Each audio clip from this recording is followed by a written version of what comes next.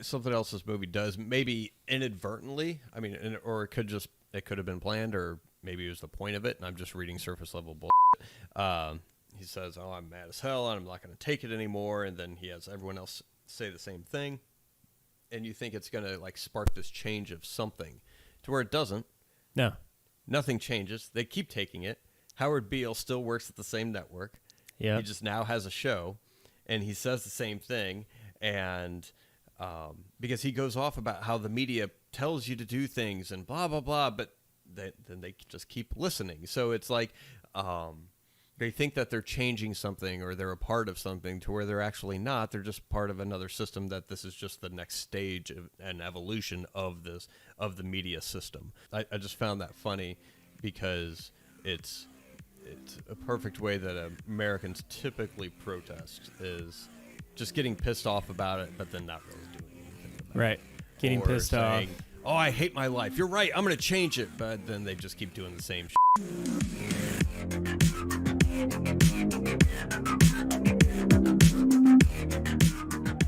Welcome to A Cast with No Name. We're your hosts. I'm Jay. And I'm Matt. This is episode 61. This episode, we turn on the tube as we discuss our first viewing of the 1976 Sidney Lumet film, Network. But first, don't forget to visit our website, acastwithnoname.com, where you can listen to our episode library, comment on episodes, write to our email. And as always, thank you for listening. Please rate us on Apple, Spotify. Plus, if you like YouTube, we are on YouTube, so you can reach out to us through there as well. So, is it Lumet? It's Lumet. I thought it was Lumet this whole time. I thought it was Lumet until I was watching a very manly show, Marvelous Mrs. Maisel, and they actually said they referenced the director, and they said Sidney Lumet. Gotcha. So I thought it was Lumet because it has that French look with an E-T at the end. Yeah. Like buffet. Right. Ballet. Filet. Chio. Well, he was born in Philly, so. Oh, well, yeah. Maybe I should have got the hint from that. Yeah, but true. Oh, well. Anyways, so Network. Yeah. Why do we pick it? We never seen it, and it's like always talked about. It's on AFI's list, right? You said number... Yeah, AFI is number 64 best movies of all time. Right, and we did this before with Lawrence of Arabia, and this one just kind of popped out. We were going through that list again. Mm-hmm. Wanted to talk about something like an all-time classic that we've never seen before. Yeah, a lot of directors note this as one of their favorite films. I think Colin even mentioned it when we interviewed him. Yep. Yeah, this was one of his favorites. I think Aaron Sorkin probably mentioned that this makes sense. Yeah, it totally makes sense. Feels pretty Aaron Sorkin-y. Sure. With the dialogue. Yeah. But yeah, several directors tend to list this as one of their favorite movies. Well, summary of the movie here, Jay. Yes. A television network cynically exploits a deranged former anchor's ravings and revelations about the news media for its own profit, but finds that his message may be difficult to control. Right. So. Yeah. You just want to go through over the overall plot and then talk about it? Sure. I mean, yeah, hopefully you guys have seen this. That's why if you haven't, please go watch it. Go watch it, because we're going to dive into some spoiler stuff and kind of ruins the overall effect. It's worth seeing, I would say. Yeah, and I don't know if it would be entertaining at all if you haven't seen this, so no. Or entertaining if you have seen it. Right. But you're the ones that are listening to this, not us. So. Great plug for the show, Jay. But yeah, let's kind of touch on the high spots of the plot. Yeah, so essentially there's Howard Beale. He's the cynical media news anchor who is, what is it, the third or the fourth highest rated TV? I can't remember. Yeah, so I think he's like the fourth or fifth or something like that. So it takes place at a fake news network. So they do reference ABC, CBS, and all that good stuff. But this one takes place at UBS television network. Right. And so it'd be like OAN or like Newsmax or something. Sure. Yep. Yeah, something like that. And obviously, so this is before cable really kind of took off. But the movie starts off with Beale, the character Howard Beale, who is an on-air anchor, and Max Schumacher, played by William Holden, who is kind of like the producer. Yeah, I think he's news director or something, something like that, to where he's head of programming or something to that effect. Yep. He's not network president, but they're kind of out at a bar drinking. He's just letting him know, like, sorry, we're going to have to let you go, kind of a thing. Yeah. And you're right. Robert Duvall plays the Frank Hackett. He's like the not the producer. He's like the C-suite guy. Yeah. Yeah, he's corporate. He's part of the company that owns the network, and he's looking to get William Holden's job, so that way he can control the network. Right. But they start off, and Max Schumacher is telling Howard Beale, sorry, we're going to have to let you go. Ratings are down, all that stuff. And he's kind of like a veteran reporter, Howard Beale is, and they get drunk, and then they say their goodbyes, but he's going to let him sign off for his last time, give him his final 2 weeks or what have you. Mm-hmm. And then Howard Beale comes back, and on the next day, he says on air, a week from today on Tuesday will be my last day, or something. I will blow my brains. I'm going to blow my brains. I'm going to literally shoot myself in the head live on the air. And while he's doing this, all the control engineers and everything else in the control room aren't paying attention, except for one person. Like, what the fuck did he just say? Yeah, exactly. And all hell kind of breaks loose after that. And but what that causes is an uptick in ratings. Yep. And feathers get ruffled. Eventually, they try to tell Max to let Howard go. He's like, no, I'll talk to him. He can give a on-air apology or something. An on-air apology and a proper sign-off. Yep. And when he comes in to do that, he just rants. Yep. And he says the famous line from this movie, which is, I'm mad as hell and I'm not going to take it anymore. Yep. And that still gets viewers. And other producers and other associates at the network, including character Diana Christensen, who's played by Faye Dunaway. She's kind of like the head of marketing. Yep. And new show content. Yep.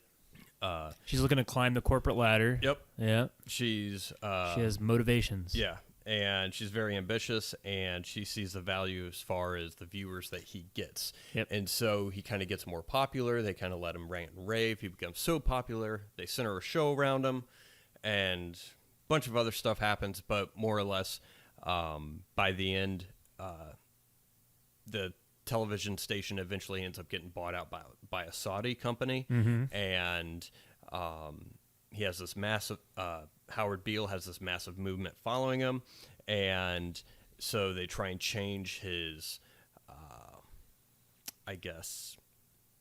content of as far as what he's saying. They try and direct that, and when they find out that it's not getting as much viewers and they no longer have use of him, they assassinate him on air, right, to kind of kill that message that he was been talking about. Yes. So that's overall the gist. A lot more stuff happens in it, obviously, but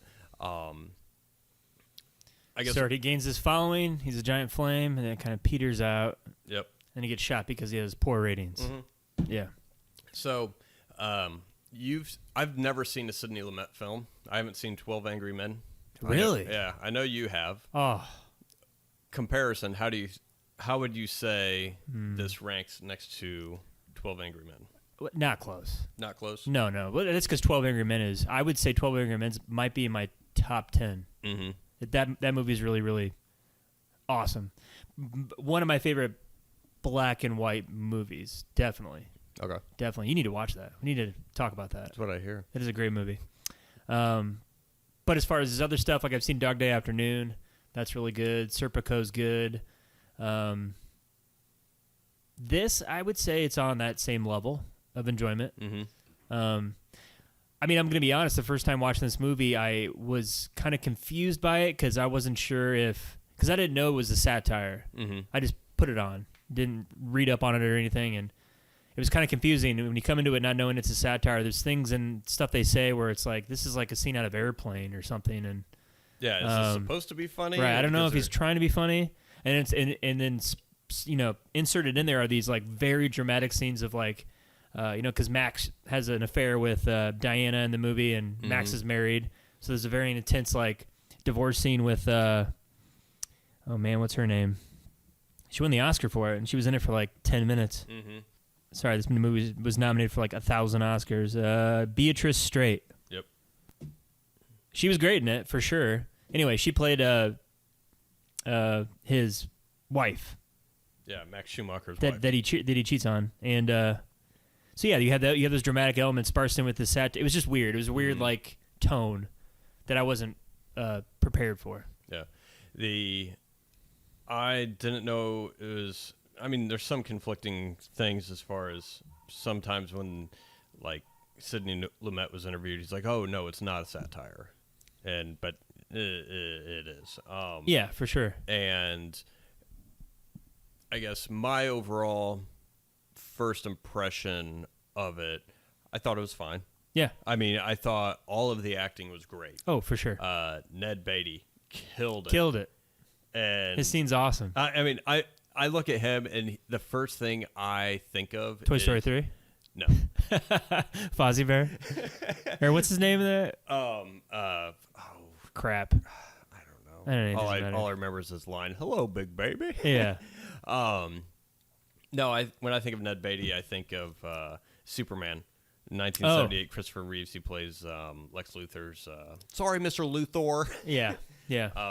His sidekick. Yeah, and just to see that kind of performance out of him, like, he's pretty good. He's very good.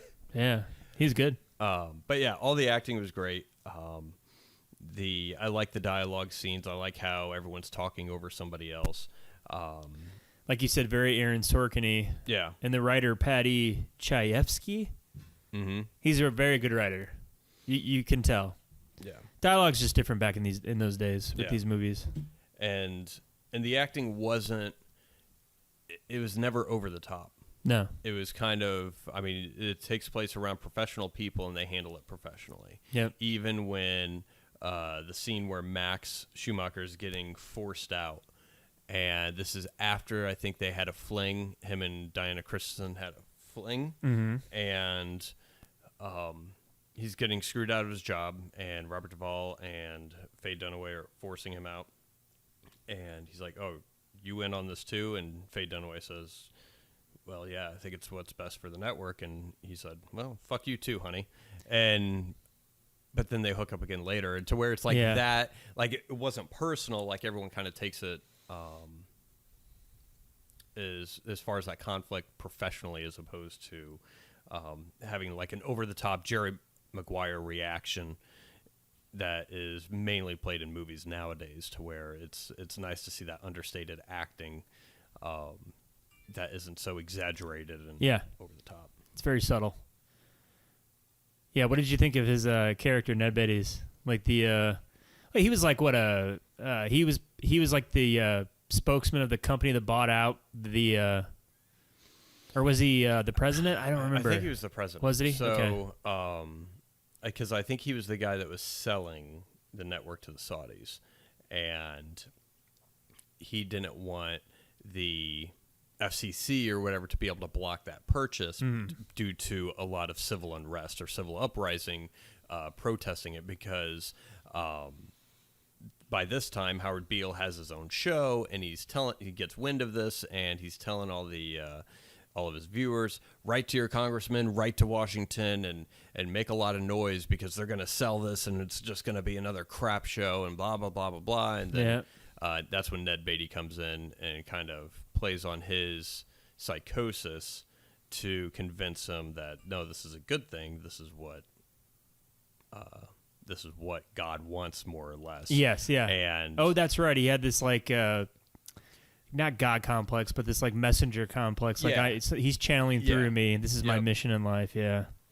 So. And Ned Beatty comes in, and he's like, "Listen, like no, there's no." He has that great speech where he's like, "You think this is all localized? Like this is a global thing. Mm-hmm. There's nothing that you can do to stop it. Not even God. All this like."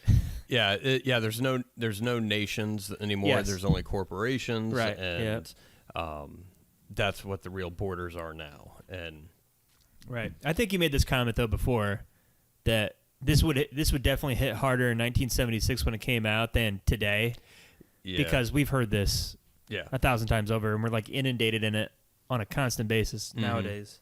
Yeah, I mean, I think they even there's no countries anymore. There's only there's no world anymore. There's only corporations. That was actually a line from, I think, is either Austin Powers or The Spy Who Shagged Me, is when number 2 is talking to Dr. Evil, and it was the exact same thing to where I mean, isn't that when he talks about how you have a 25% stake in Starbucks or something? Mm-hmm. Gives him a cappuccino. Yeah. But yeah, I mean, I thought it was fine, and I think it probably would have been more shocking seeing it when it came out, because I mean, a lot of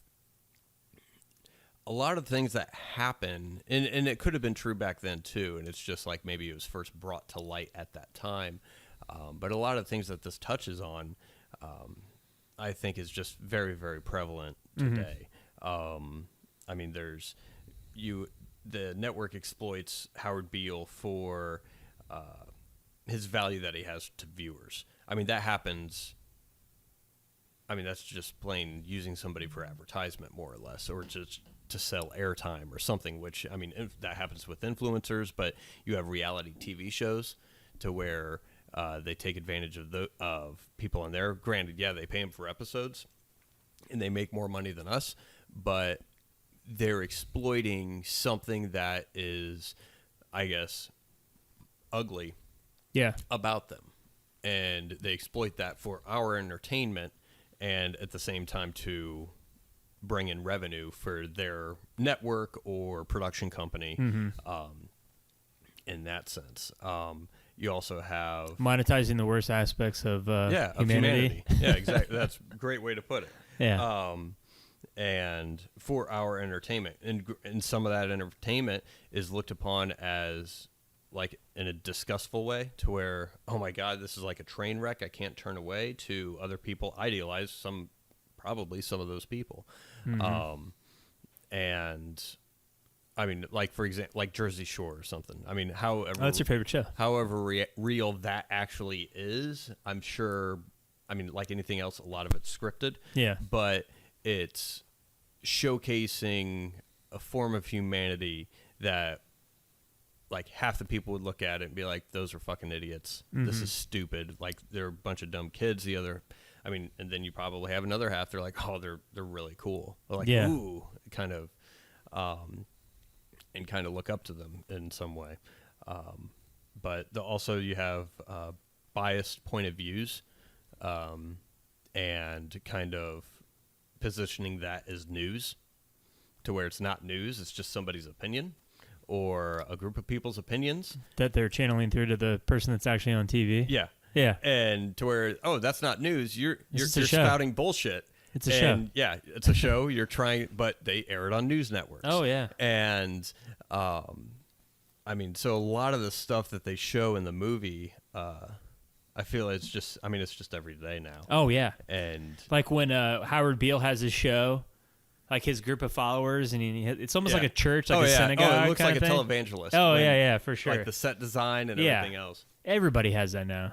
Everybody, not like to that extent, but that's what all shows are now. It's just one person or maybe even a couple people just ranting and raving about their opinions to the skies, and yeah. I mean, hell, you have one show just called The View. Yeah.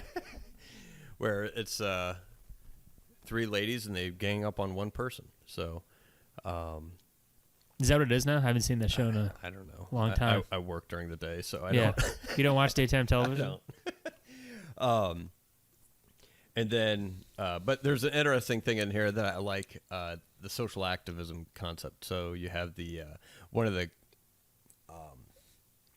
one of the programs that Faye Dunaway's character tries to push through is the Mao Zedong Hour. Yeah. And they kind of reference a Patty Hearst-like character who was kidnapped by radicals, and now she is kind of championing their communist viewpoints, and she kind of becomes this leader of this movement.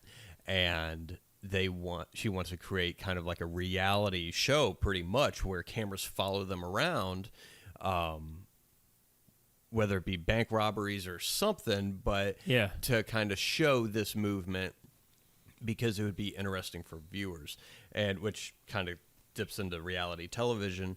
But I like how that progresses, because they're so idealistic, but as soon as they get a taste of money, all that goes out the window, because you see of course it would. The character's name was Great Ahmed Khan. Yeah.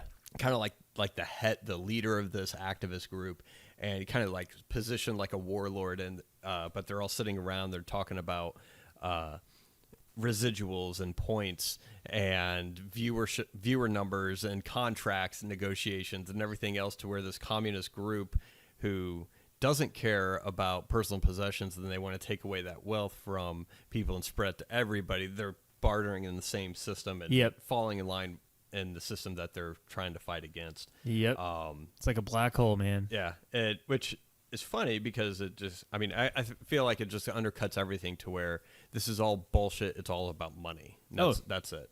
Yeah. And that I think this movie does a pretty good job at. I mean, it's about media manipulation and making money. Yep. And I think if I saw it again and viewed it as a satire, I might see it differently. Because it was kind of weird how it ended with him getting assassinated. It was kind of just like, I wasn't expecting that. Yeah, I kind of like that it ended that way. Oh, in hindsight, I think it's great. Yeah, because it bookends perfectly, to where, because it shows,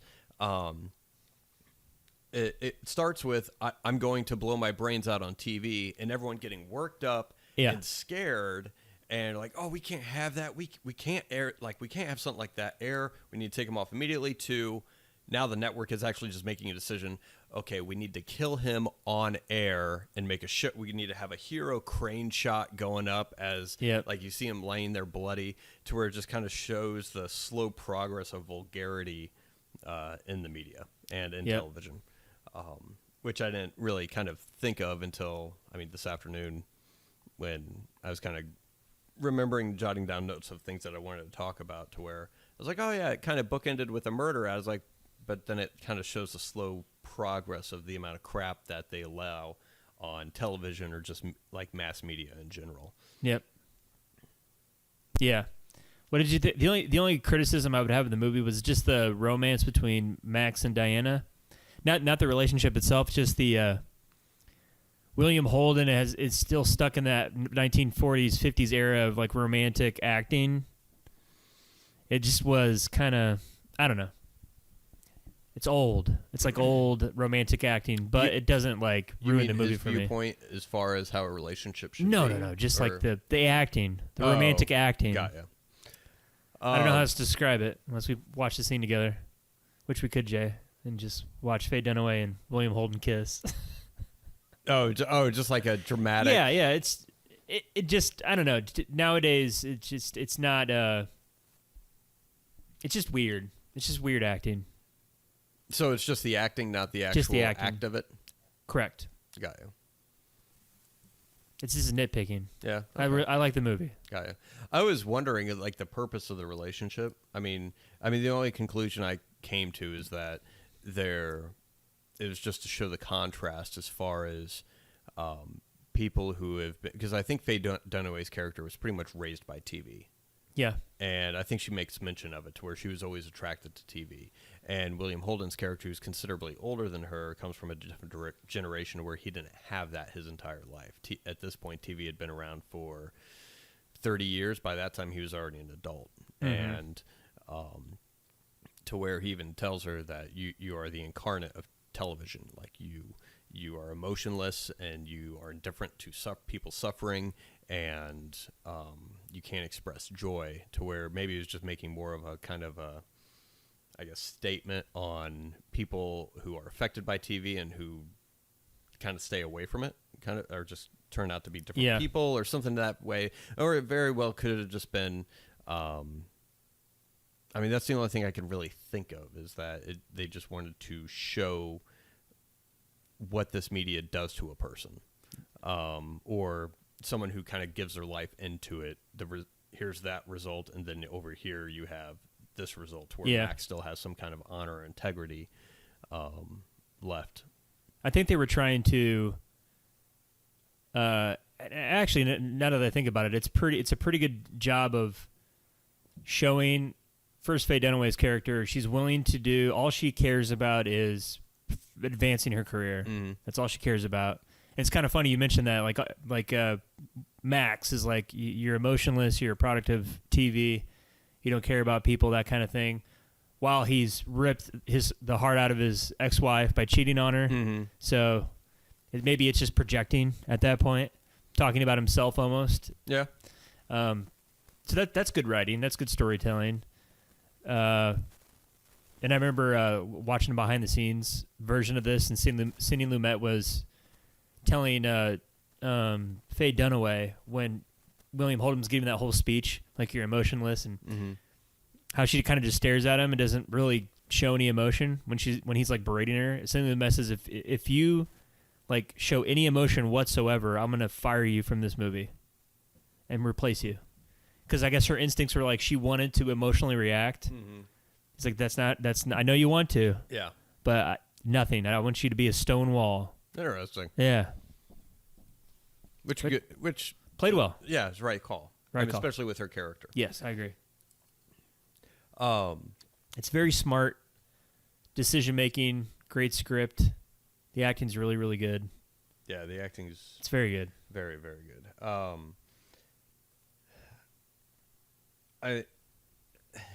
Something that kind of, I like the something else this movie does, maybe inadvertently. I mean, or it could have been planned, or maybe it was the point of it, and I'm just reading surface level bullshit. The whole saying, "I'm mad as hell and I'm not going to take it anymore."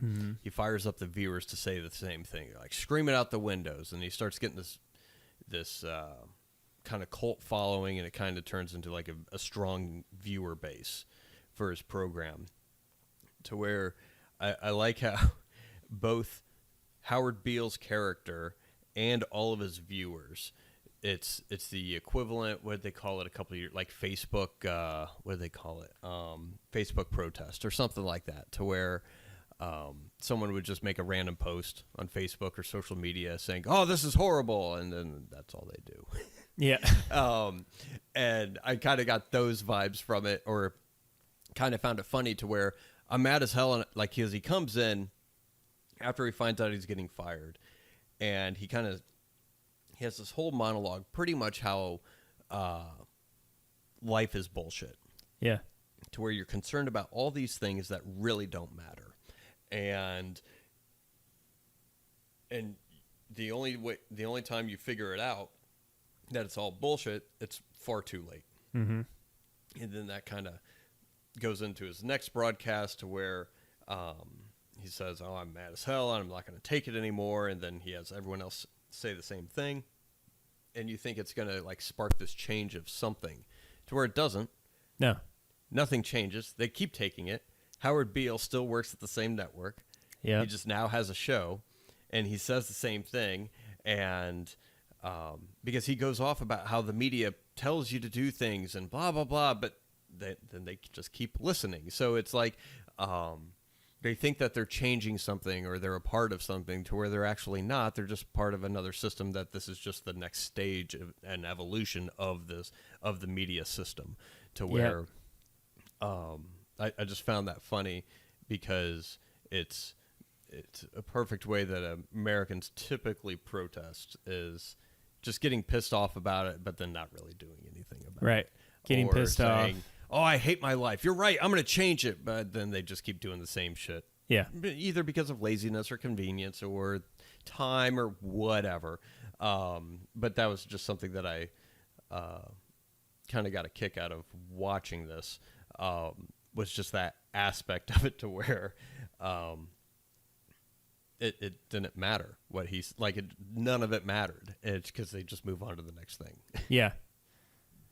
The corporations do, and people do as well. We're just so inundated with stuff now. And even back then, like, your attention span's like what? Like now the news cycle's like 2 days, but back then it was probably like, I don't know, a week, 2 weeks at most. Like you're the big thing now, but then somebody else is going to kind of come up behind you and be more popular, and then that's the new thing, and then that's the new like calamity or the new escalation that we have to worry about. Yeah, I mean, because what you had, because everything moved so fast. Because back in was the 70s when Nixon was president and he resigned because of the whole Watergate scandal. Now, does that make the news? You just wait. I know, just wait it out. Like if a scandal comes out, then you just ignore it because it's going to be replaced by something else in a matter of time. Yeah. But I can only think of 2 stories that have lasted longer than a week, and that was 9/11 and COVID in my lifetime. Yeah. I think that's it. Everything else is like a week at most. Yeah, the Me Too movement, I think. Yeah. Just because, I don't know. That was, probably about a year Was or it so. the top story, though? I don't know. No, I don't know, but it just kind of like lingered. Yeah, it lingered. But now, looking back on it, because that was like 2017, 2018, so that lasted quite a little bit. But it lasted like a year, and then it kind of petered out. They got they got Harvey. The Harvey Weinstein thing. So another example to where they use Howard Beale to everyone's benefit, and as soon as no one benefits anymore, then you just kill him. Same thing with Harvey Weinstein. Yeah, Harvey Weinstein, to where he's getting me Oscars and his movies win awards, and then here comes along a different studio like A24 or some of these other independent ones that are outshining Miramax, and as soon as he loses a little bit of power, a little bit of influence, like him anymore? Yeah, are we done with him? Okay, let's throw him in jail. Not that I'm defending him or anything. No, you're but not. Yeah, it's we all know what you're saying. But the same kind of concept to where everybody just because it's so funny to see just that quick turnaround and the hypocrisy to where it's thick. This is horrible actions. Meanwhile, bitch, you were thanking him for like 10 fucking years. You knew about this. Yeah. You were benefiting from it. It's okay. It's not okay, but just admit to it. Yeah. And be more human. No. But yeah. From that aspect, I think this movie does pretty well. Ahead of its time. Yeah, I would say so. And scarily accurate. Hell, Absolutely. even the Saudis buying. Yeah. I thought buying the network. I thought of Live and all that. Oh, yeah. And now because I think now they're trying to, I forget what organization is looking into possibly blocking that merger, or just seeing if it's actually legal or not, because it may create a monopoly or something to that effect. Or gotcha. Whatever. But yeah, you have everyone up in arms about there's sports golf bossing and the Saudi money and everything else. I was like, but it doesn't, like, even because you have the PGA, like people saying, oh well, you'll never have to apologize, or because we're better than them. And then as soon as the Saudis say, well, how about a shit ton of money? They're like, oh, okay. Yeah, just the people's morals are so quick. And, it's, as far as the human nature aspect of the story, I think it's just shit that people really never addressed. Because it was going on then. It was going on 100 years from that, before that. And people are people. It's all about money. But it's a very nihilistic movie. It's not a very uplifting. It's definitely not. Movie. No, I wouldn't go see it if you're looking for a nice, uplifting, good time at the movies. But it's very well done. I liked it. Mm-hmm. I'd probably like it more a second time if I watch it again and I know what it is now and I expect it to be a satire. I will probably like it more the second time I see it. I will probably wait a while before I watch this. Yeah. Not because it was fine. Yeah. It felt like homework watching this. Yeah. To be honest, and not to say that it wasn't good. I really enjoyed the acting. But I was interested to see what the hubbub was about. But about halfway through, I was like, all right. And part of it is just the time it was made is more slower paced, which is fine. Did it blow me away? Yeah. No, No? it didn't blow me away. And that's I don't know. I guess I didn't gravitate to it that much, but I think it also it's 45 years old or whatever, 48. Yep. I think it's on the list, AFI's list, because I think this is ahead of its time. It touched on a topic that probably no movie had at that point. Yeah. And people that were born and lived during that time, it probably stands out. But watching it growing up, maybe sure. This is kind of the first exposure they had to something like this, as far as like that kind of concept. Yeah. As far as media manipulation, and it's kind of like Citizen Kane, where that movie's revered because of the camera techniques and because of what it meant. What it meant for film. This is, I can tell, this is the script is really, really. There probably wasn't a lot of scripts like this in the 70s. Not like that. Like this, they had, like you said, the Aaron Sorkin type, where people are talking over each other and just dialogue, bam, snappy, snappy, snappy. It's there just wasn't a lot of stuff like that in the 70s, at least. Yeah. The Robert Duvall. Great. Yep. Felt like he was playing the same character he did in Godfather. Of course. Just a lawyer type. Yep. Kind of. But yeah, thought he was great in it. He's good in everything, though. Yeah, he is.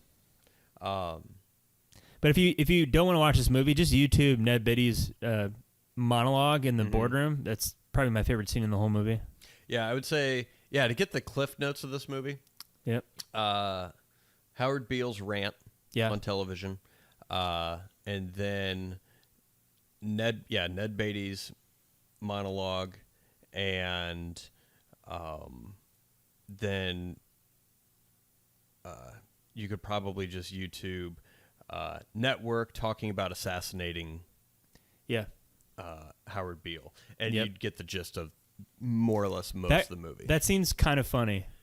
Where Faye's like, we should just kill him, right? Like, what are we even talking about this anymore? It was so nonchalant. Yeah. It's like, well, obviously, let's just do that's this. what we have to do. Yeah. No big deal. It's like, I'd like to talk about this movie with somebody who is completely oblivious or doesn't think that they're being manipulated by social media or television shows or anything else. Absolutely. Just to kind of go down that rabbit hole and have a debate on the way they think things go or run, or maybe. Well, what did they think? What would they think influences the people then? People are intelligent and they do what they want to do. They're always targeting people's emotions, and people are easy to, I think, manipulate on that standpoint. But well, of course it does. I mean, if that's the only information that you receive every day, and like you're a blank slate, like why? Of course, it would have influence on you. You'd be naive not to think it wouldn't. Mm-hmm. But it's interesting though, because people are aware of. I think a lot of people they have to be aware of it. I mean, what was that documentary that The Social Dilemma? Yeah, I remember that documentary came out and everyone's like, "Oh my God, did you see that?" Oh, it opened up a lot of people's eyes, and I was like, "Shit, if this catches on, I wonder if people are gonna." Nope. Yeah, they're not gonna change a fucking thing. They're gonna go right back because they want their dopamine fix or whatever. And I guess my social network is Reddit. I cruise that. Now that we have an Instagram account, I kind of cruise that because there's some funny golf memes or whatever. But so I get why people like it. But after you have people forget about things so easily to where they're exposed to the truth, and that's why this movie maybe doesn't hit as hard as probably what it did back then. But even then, it really didn't matter because people kind of forgot about it. To where once people are told something, either in this like the viewers in this movie, or people in real life, that once they're told something and they're aware of something, it's a big deal for a little bit. Yep. But their animal part of them that just wants the pleasure side fixated, they go back to it, and because it's easier, and I guess you could kind of replace money with just instant gratification from that standpoint. Yeah. And I don't think this movie would hit as hard if it came out today, because it's kind of just redundant. Because at the time, I think the public trust in media was like 90% Mm-hmm. around there. And then now I think the latest polls are like 15% of people trust the media. Oh, wow. So if this came out today, it'd be like, well, yeah, duh. Yeah. Like, Mm-hmm. whoop-de-doo. Hey, tell me something I don't know kind of thing. Yeah. You're not breaking new ground here. Yeah. It's, yeah, and I find that interesting that a lot of people don't trust the media, but that's the only That's way all to we got. Yeah, that's the only way you get information. And, I know. And I would It's kind of say, scary. now I would say there's probably 15% of people that trust most media, Uh-huh. but I would say every person trusts some kind of media. Somebody. And, something. Well, you would have to. yeah. Because then you just wouldn't believe in anything. Yep. You're going around digging doomsday bunkers and Hey, packing canned tuna in there. And that's right. I got canned tuna for fucking days. sounds kind of cathartic. Just be by myself. Dig yourself in a hole Yeah, and just kind of just- slowly bury yourself. Yeah. It'd be like one of those immersion tanks Yeah. and or sensory deprivation tanks. Yeah, just get lost in your own thoughts. Mm-hmm. You're in nirvana. Fantastic. It'd be like 11. Yes. Maybe, yeah, go into the void. Yep. Oh, yeah. Oh, that's it. In Cambridge Analytica. Yeah, everyone upset about Facebook, and then Threads comes out, which is the new Twitter, I guess. Yeah. And by Meta. Facebook, Instagram, all that shit, and gets 100 million followers because they didn't want to be on Twitter anymore.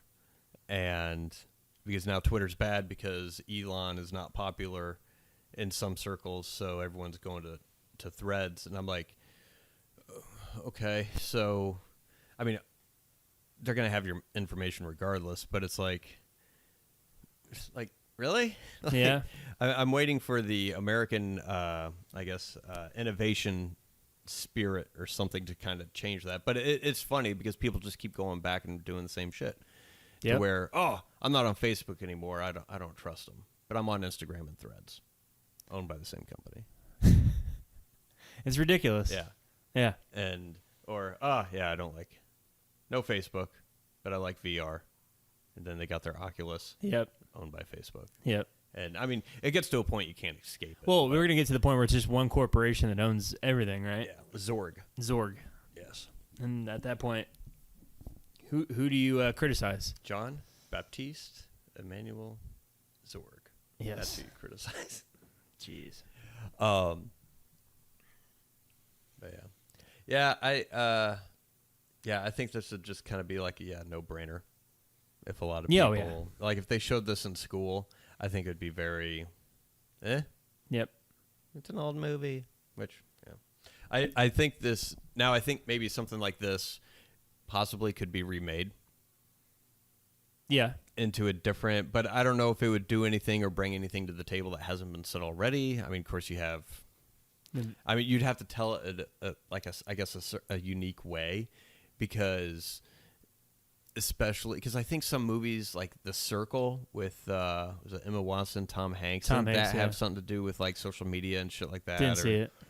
No one did, and but yeah, The Social Dilemma, to where maybe if they did this and it was just kind of like influencers or social media, or they could still do like streaming services or something. I mean, they could still do the propaganda stuff or what have you. Maybe like kind of remake it in that sense.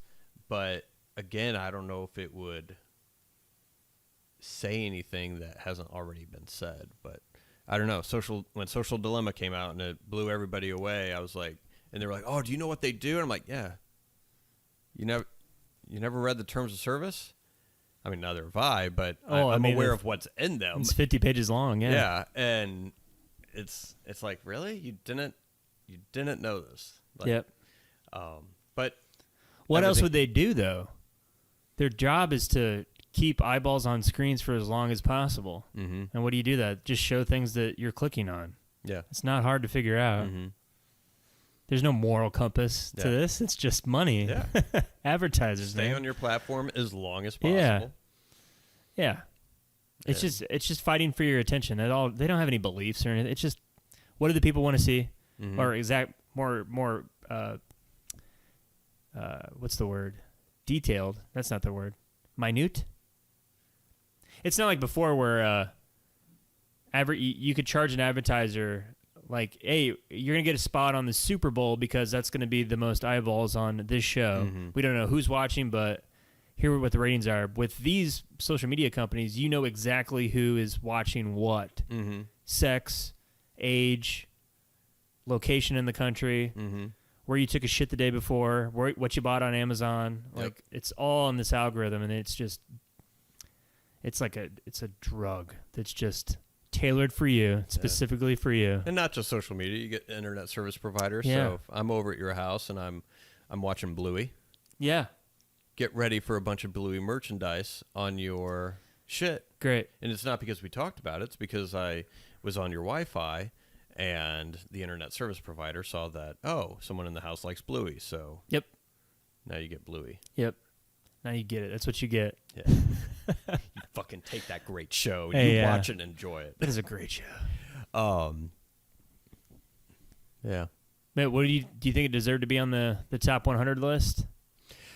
I think it's on there for, I don't know. There's some pretty good performances. Yeah. I like how the feel of the movie changes. Mhm. Like it feels very 70s, like documentary. For sure. Stable shots. I mean, not flashy at all, but as the movie progresses and gets more out of whack, it gets more flashy, more dramatic with the lighting, and more manipulative. Yep. As far as how they present actors or the characters, shot movements, all that stuff. I enjoy that. I think it's just one of those that made a huge splash at the time. Right now, I don't think the subject matter isn't as risque, I feel, as what it was back then. Sure. What was the rankings? Like what, 222 on IMDb. 222 and then 64 on AFI's Best Movies of All Time. I mean, I don't know, and I think it was fine. I don't even know if it'd be on my 64 movies of all time. No, it wouldn't be on mine either. And I think part of that is just I didn't watch it when I was younger. Yep. So it didn't imprint on me as much.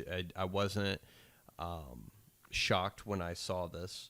You know what it reminds me of? Have you ever seen All the President's Men with Robert Redford and Dustin Hoffman? Bits and pieces. I never watched the whole thing. It's about them exposing the Watergate Yep. scandal.